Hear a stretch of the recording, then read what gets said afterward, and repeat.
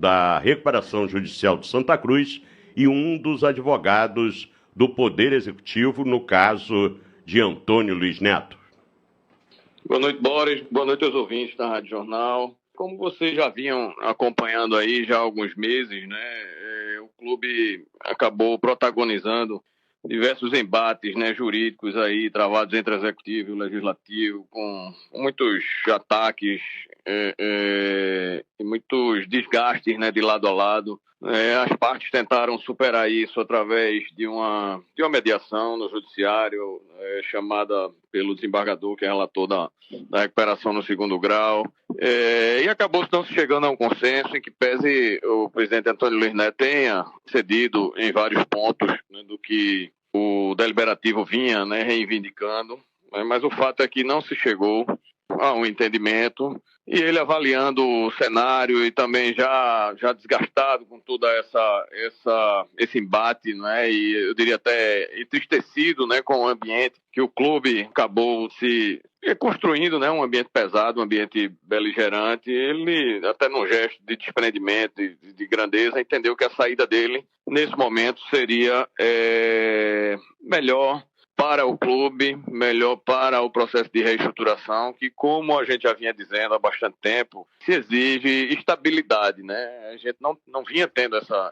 estabilidade, isso vinha interferindo não só no processo de recuperação, como nas tratativas com os investidores interessados, e chegou-se à conclusão, após uma reunião longa hoje pela manhã, da parte dele, de que esse seria o caminho mais indicado. Aí a palavra, portanto, recebeu a renúncia do presidente Antônio Luiz Neto, e se a reunião de segunda-feira continua marcada? Boa noite, Boris. Boa noite, ouvintes. Obrigado mais uma vez pelo espaço. A gente está sempre disposto a esclarecer tudo que for necessário para Santa Cruz.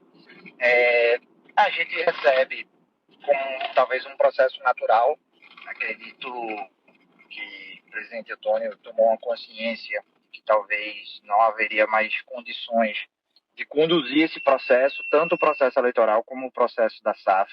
Jairo assume agora, a gente tem certeza que Jairo vai tentar conduzir tudo isso da melhor forma possível. O Conselho vai estar, como sempre esteve, completamente à disposição de Jairo. Eu ainda não fui procurado por ele, acredito que não deu tempo, tudo é muito novo. Mas, naturalmente, amanhã eu mesmo irei procurá-lo, a gente sentar, conversar e trilhar agora essa reta final de gestão, que é até 3 de dezembro, para a gente conduzir o Santa Cruz da melhor forma e até a gente conseguir aquilo que a torcida pede, que todo mundo pede, que é que a SAF, sendo assinada ou não por Jairo, pelo próximo presidente, que ela seja aprovada por uma Assembleia Geral, que é o mínimo mais razoável possível.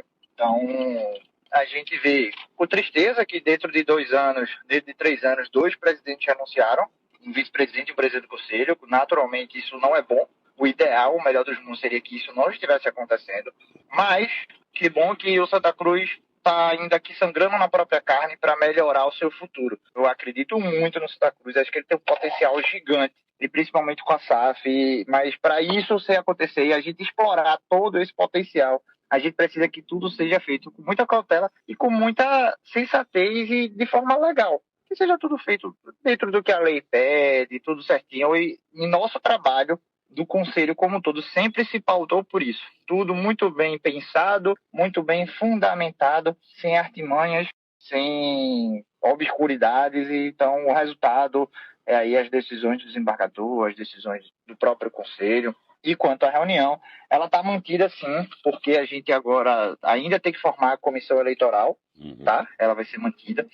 E a gente ainda tem que analisar o afastamento. Não é nenhum afastamento preventivo, porque, como ele já renunciou, ele não pode mais ser afastado preventivamente, mas a questão da inelegibilidade, as consequências do ato das contas reprovadas e tudo aquilo que está no despacho da convocação, elas ainda precisam ser apuradas e analisadas.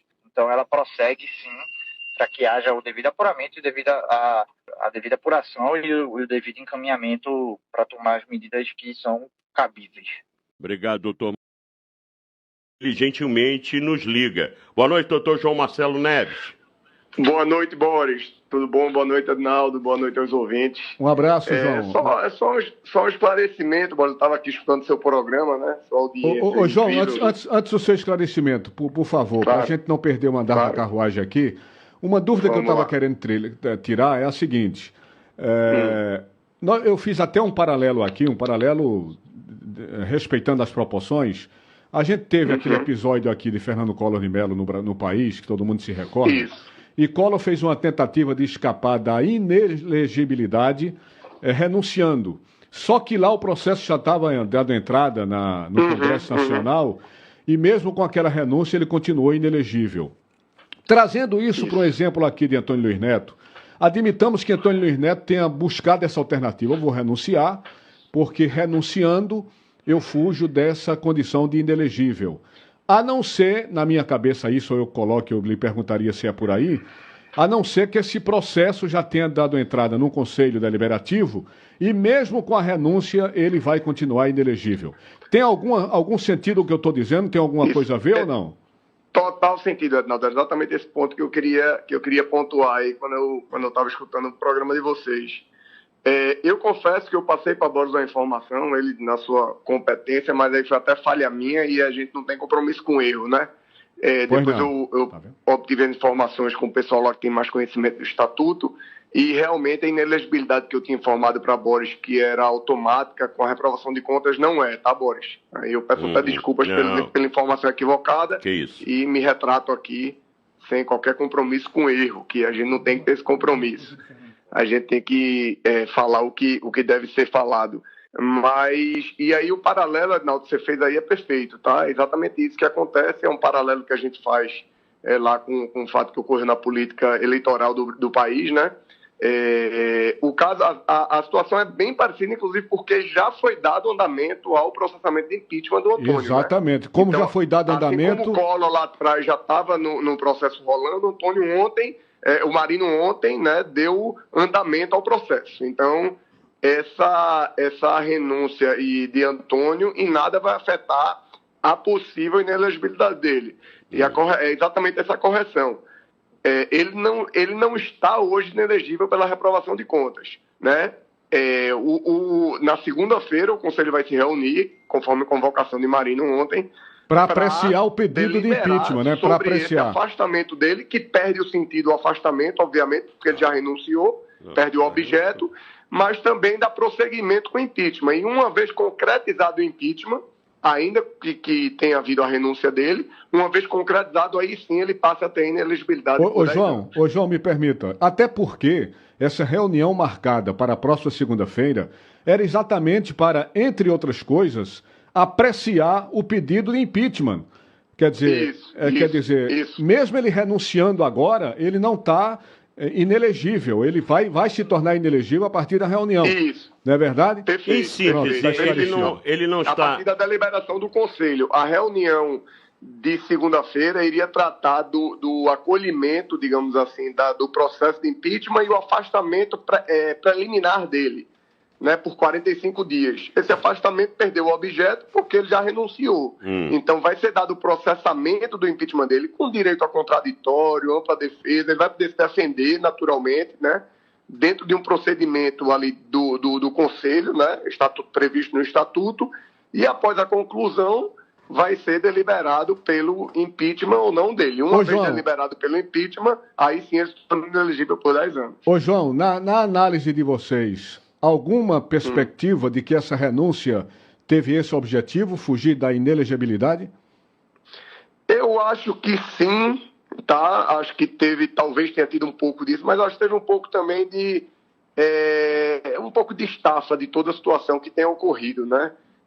Antônio, ele tem passado por um processo de desgaste muito grande no clube, no decorrer desse último ano, principalmente, né, com os insucessos dentro de campo e com a forma de gestão dele que desagradou a todos da torcida, dos sócios, dos conselheiros, e essa centralização, né, em relação às deliberações dele, né, ao tentar sempre estar decidindo o futuro do clube de forma reiterada na pessoa exclusiva dele. Então isso aí gerou um desgaste natural e a derrota judicial talvez tenha sacramentado esse posicionamento dele.